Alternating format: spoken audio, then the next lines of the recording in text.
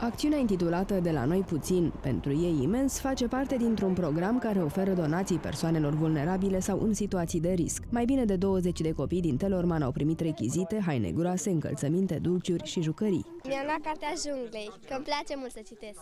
Îți place mult de tot să citești? Da. Te bucură gestul acesta? Au venit și mai multe cărți, apuci să le citești? Da, mai am cărți acasă și încerc să mai le citesc din ele și mai am și de scris, fac și temele. Păi, ca și cum ar veni Moș Crăciun?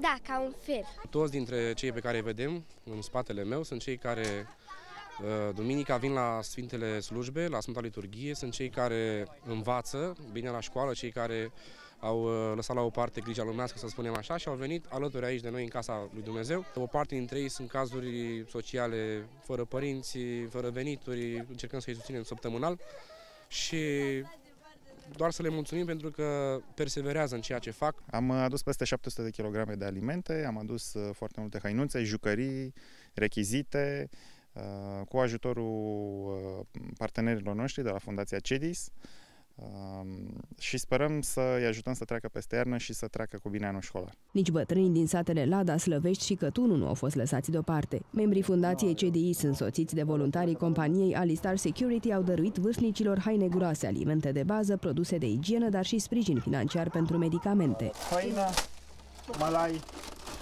câțiva biscuiți, paste de mai multe feluri, făine, ulei, orez, conserve de fasole, de mazăre, ungriș, câteva dulciuri să aveți, da? Roșii la conservă. Cât timp vă ajung asta? Cât timp vă ajung? Ce mâncați în fiecare zi? Următoarea donație este programată în luna noiembrie și va avea loc în nordul Moldovei.